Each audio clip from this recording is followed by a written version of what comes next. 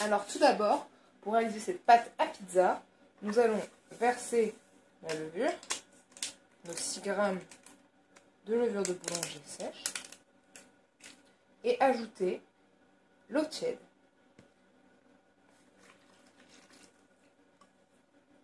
Et on va laisser poser pendant 5 minutes.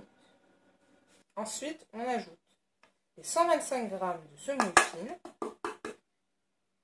Ensuite, les 125 g de farine complète. La demi-cuillère à café de sel. Moi, je suis toujours à l'œil. Et la cuillère à café d'huile d'olive.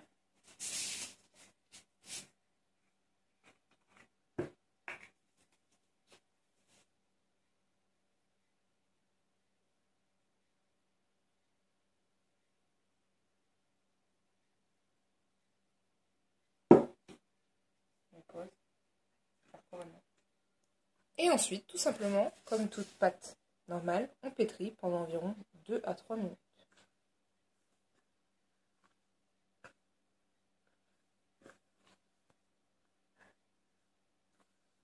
Pour former une belle boule. Alors, une fois que vous avez bien pétri votre pâte et que vous obtenez une jolie boule, comme celle-ci, qui ne colle pas, vous allez pouvoir la laisser pousser 50 minutes. Donc, on se retrouve une fois que la pâte a poussé. A tout de suite. Donc, la pâte a enfin poussé. On va pouvoir la prendre pour la dégazer et l'étaler avec un rectangle d'une largeur d'environ 25 ou 30 cm selon ce que vous arrivez à faire. Donc, on prend la pâte qui colle dans le fond. Vous le mettez sur un plan de travail fariné. Donc, l'alcool, c'est normal, c'est avec la chaleur, la pousse. Vous allez venir donc l'étaler.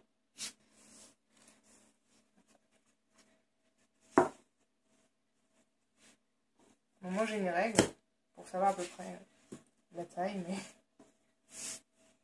c'est un peu au hasard. Mais une règle, ça sert quand même pour voir un peu. Donc je dis 25 ou 30, après ça dépend. Des fois, la pâte, on arrive mieux à l'étaler que d'autres. Et je vais maintenant étaler le coulis.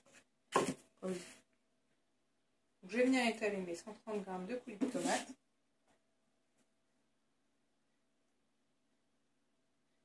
Après, donc là, cette pizza reste assez basique. C'est fromage, sauce tomate, un peu d'assaisonnement, donc c'est poivre, un peu d'épices.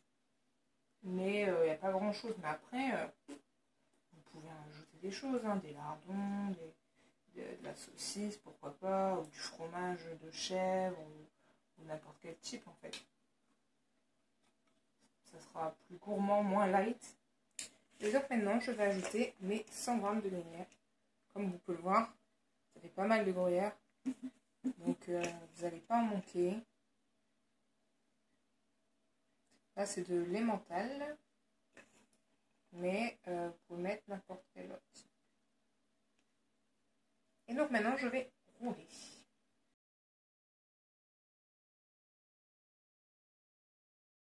Donc voilà le boudin. J'ai tracé des traits pour en faire environ 12-13. Et donc maintenant, ce qu'on fait, c'est qu'on coupe. Comme les cinnamons et compagnie. Vous prenez votre petit boudin et vous venez le mettre là. Bon, le cul, c'est toujours hyper compliqué. De faire un truc rond. En plus, ça s'ouvre, c'est bien galère. Faut essayer de ne pas appuyer, mais je sais que c'est très compliqué. Moi-même, j'appuie. Hein. C'est bien dur.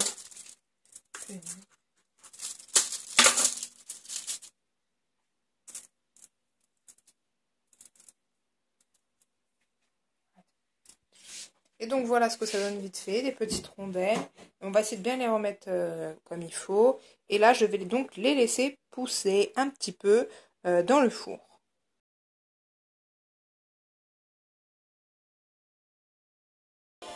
Et donc voilà le résultat des petits pizza rolls. Un peu dur à démouler, mais sinon très très bon. Alors hop, à la dégustation. À bientôt!